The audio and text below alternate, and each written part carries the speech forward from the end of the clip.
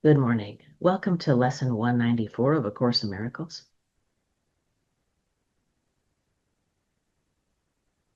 I place the future in the hands of God. Today's idea takes another giant step towards quick salvation, and a giant stride it is indeed. So great the distance that it encompasses, it sets you down just short of heaven, with the goal in sight and with obstacles behind. Your foot has reached the lawns that welcome you to heaven's gate, the quiet place of peace where you await with certainty the final step of God. How far are we progressing now from Earth? How close are we to approaching our goal? How short the journey still to be pursued? I place the future in the hands of God.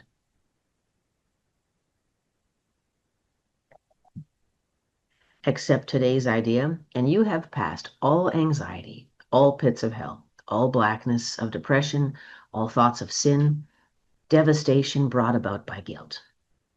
Accept today's idea, and you have released the world from all imprisonment by loosening the heavy chains that lock the door to freedom on it. You are saved, and your salvation thus becomes the gift you give the world because you have received. In no one instant is depression felt, or pain experienced, or loss perceived. In no one instant sorrow can be set upon a throne and worshipped faithfully. In no one instant can one even die. And so each instant given unto God in passing, with the next one given him already, is a time of your release from sadness, pain, and even death itself. I place the future in the hands of God. God holds your future as he holds your past and present. They are one to him, and so they should be one to you. Yet in this world, the temporal progression still seems real. And so you are not asked to understand the lack of sequence really found in time. You are but asked to let the future go and place it in God's hands. And you will see by your experience that you have laid the past and present in his hands as well, because the past will punish you no more, and future dread will now be meaningless. Release the future, for the past is gone, and what is present, freed from its bequest of grief and misery, of pain and loss, becomes the instant in which time escapes the bondage of illusions, where it runs its pitiless, inevitable course. Then is each instant, which was slave to time, transformed into a holy instant, when the light that was kept hidden in God's Son is freed to bless the world. Now is he free, and all his glory shines upon a world made free with him to share his holiness. I place the future in the hands of God.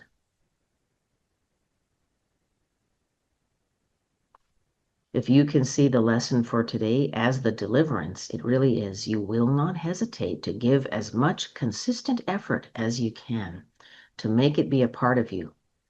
As it becomes a thought that rules your mind, a habit in your problem-solving repertoire, a way of quick reaction to temptation, you extend your learning to the world. Yes. As you learn to see salvation in all things, so will the world perceive that it is saved. What worry can beset the one who gives his future to the loving hands of God? What can he suffer? What can cause him pain or bring experience of loss to him? What can he fear? What can he regard except with love? For he who has escaped all fear of future pain has found his way to present peace and certainty of care the world can never threaten. He is sure that his perception may be faulty, but will never lack correction.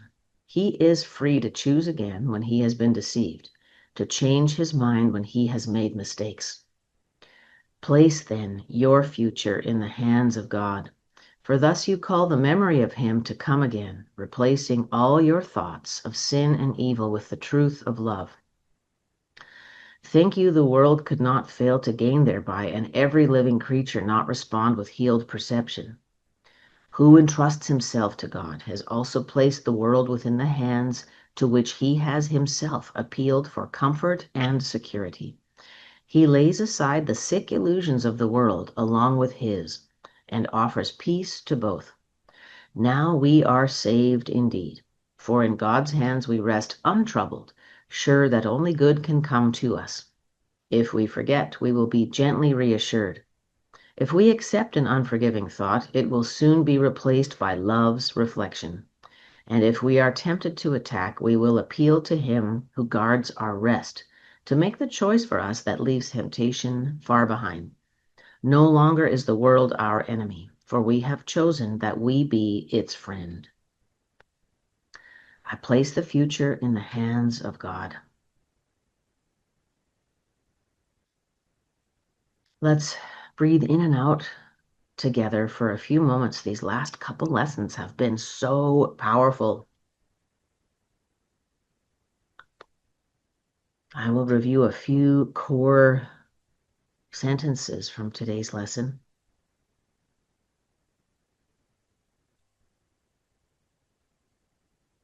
Accept today's idea, and you release the world from all imprisonment. You are saved, and your salvation is the gift you give the world because you have received. There is no suffering. There is no sacrifice. There is only receiving to give. God holds your future as he holds your past and present. Breathing in, God holds my future as God holds my past and present.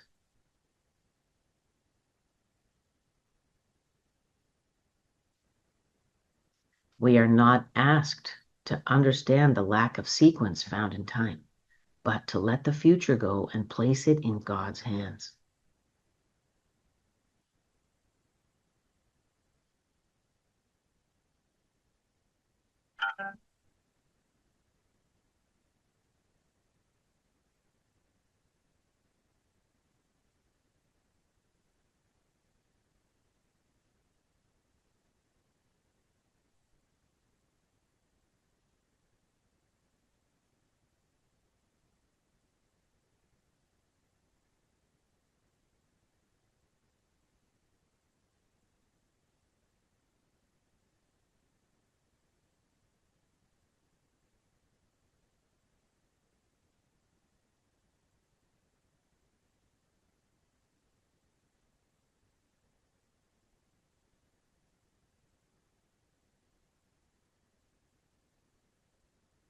I place the future in God's hands.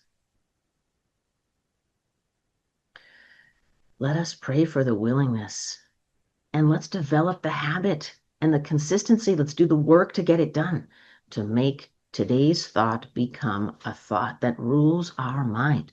Paragraph 6, a habit in our problem-solving repertoire, a way of quick reaction to temptation.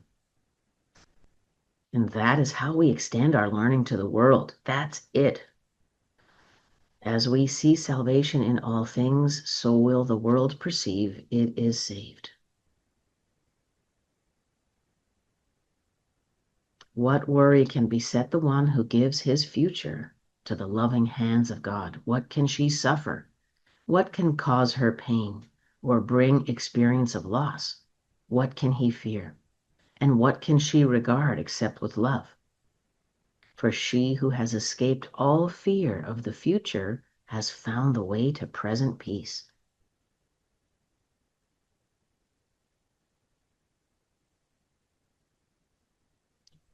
She who entrusts herself to God has also placed the world within the hands of God.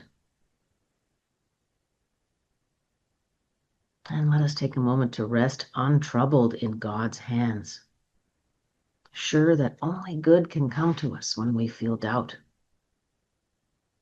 and worry, panic about the future. How many of us are stuck in that?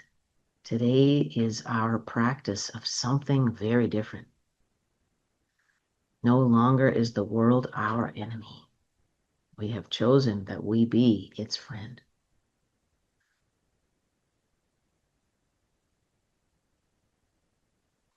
I look forward to meeting with you several times over the day in spirit, and again tonight for our evening practice. Thank you for meeting with me today. Bye-bye.